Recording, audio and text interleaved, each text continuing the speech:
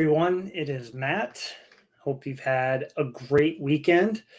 Even though the Mariners are sucking at the worst possible time, I'm not going to let my weekend be ruined by that because for the collection, the Fleury collection, it's been an absolutely astounding last 2 weeks. And I've got two cards I want to share with you that have been added to not only the collection, but they're display case worthy. And I haven't had a chance to put cards in the display case in a while. So quite excited to share the backstory on those. Pretty exciting news for us on the podcast. Just this last Friday, a couple of days ago, we had Richard Black, the CEO of Superior Fit Innovations, come on the channel. And he talked about how he got that company started, all the backstory, all the things that he was into and is into now that he's created those, and kind of the future of what that company is going to look like. If any of you haven't used Superior Fit sleeves, they used to be called Perfect Fit sleeves. And I'll show you an example here. This is a Flair Legacy of Marc-Andre Fleury. This is the toughest one, the private box out of 50. But you can see there's hardly any extra sleeve at all on any part of it. And they're just, again, perfect. They're for the, storing your collection. I use them for my top loaders as well. I have a whole box full over here. I'll just show that. I haven't done the tabs yet, but spent last night talking to my buddy Kelvin and putting those in their sleeves. So I highly recommend you checking them out. Even if you just order one package, just to give it a shot, I highly recommend them. I don't think you will find anybody that does not like them. They have all different sizes for all different types of cases, whether it's graded cases, pro mold, ultra pro, you name it. So give them a try, give them a shot, a try to combine those words, and tell us what you think. I'll link the episode to our interview in the comments. It's a bit of a longer one, so you might want to break it up and watch it in segments. But everybody that I've talked to has really enjoyed what he's had to say, and he definitely has some cool stories too. So check that out. So let me get to the two cards that I like to show, and then I've got some exciting news that'll follow that.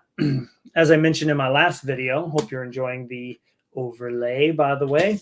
In the last one that had the overlay, I talked about putting myself in a position where I couldn't afford to buy two Flurries that came up available.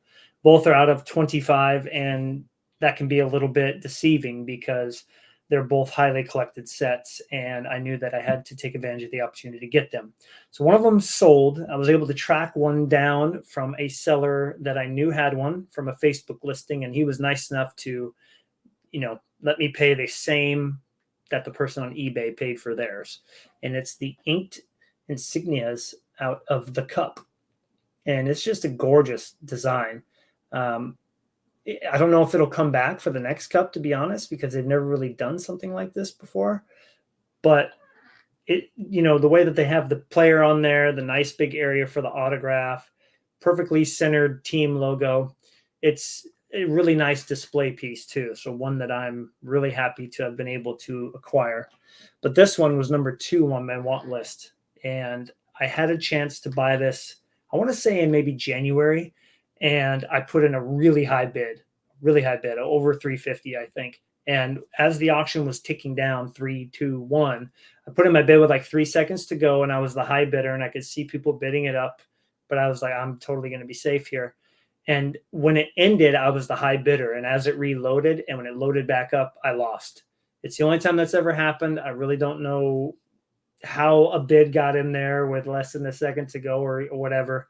And I know those sniping tools that I don't use are capable of doing that. So I wasn't really upset. I was just puzzled that it went for as much as it did, because I felt like I had a pretty good grasp on the price of a card like that. But set collectors love this set. And so I had a chance to get it, second time around a few months later. And man, am I stoked that it's here. This is the Marc-Andre Fleury SP Authentic Marks of Distinction. No pun intended. It is the only time that he's been in the set, and it's the only time they've used that photo of Marc-Andre on a card, that specific photo. I mean, just look at that gold holofoil down there. I mean, it is a card that rightly so, is in the display case and sits front and center. It's absolutely gorgeous. And I am so happy to have refocused my time and my energy mainly on my Marc-Andre Fleury collection, because it's going to make picking up cards like that much more substantial and exciting for me, as opposed to having a bunch of cards that are, just rolling in of different players. So I'm really excited that those are here, as I was saying. Also, got something in my eye here. Pretty exciting news. Jeremy Lee, many of you know him, especially in the hockey collecting world. He has recently moved on to help with Tag Grading Company. And man, those slabs look amazing, by the way. If you haven't seen what they look like, Jeremy Lee in a video showed them off. And it's the first graded slab that I legitimately am thinking of sending I've never submitted cards for grading. They're the first ones that I'm thinking of using. So Alan and I, and Greg as well, but Alan, he actually went to the event, as you've seen in the last couple of episodes there on Essential Credentials. We're going to have an in-depth discussion about that, because I'm really liking the way they look. And as you know, for me, displaying is everything. But Jeremy Lee decided to break up a set, and that set had my number one most wanted card in it. So I'm not going to say what card it is, but I am really, really just absolutely thrilled to have the chance to get it, because it's likely the most expensive card I have left to add to my collection. And so that will be on its way Tuesday. And also the card that I really wanted to have make it here by tomorrow is not going to make it till Wednesday, most likely. So because of that, I cannot show it to our roundtable guest that's going to be on tomorrow evening. And that is Billy Celio from Upper Deck. He is the product manager there. I had a chance to chat with him earlier today.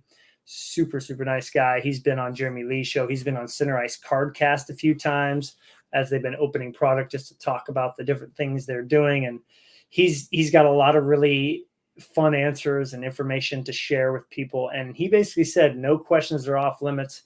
As you know me, I like to keep things positive, so we're not going to be bringing him questions about people's complaints necessarily. Maybe one, just so he can kind of put those to bed for most people that at least listen to the show. And yeah, we're all really excited to have him on here. I think it's just going to be me and Kelvin, and as well as Mitch. I was going to say, I think Tim. Yeah, Tim's not going to make it. So 3 of us will be there along with Billy. We're just going to kind of go through and ask him questions and hear about his background as a collector, and hopefully give him, the chance to come back on in future episodes. So anyways, I hope you enjoyed seeing the 2 cards. They are going to go back in the display case. Absolutely thrilled that they're here. Can't tell you how excited I am. But look forward to seeing you tomorrow night, and have a great week, everybody. Take care.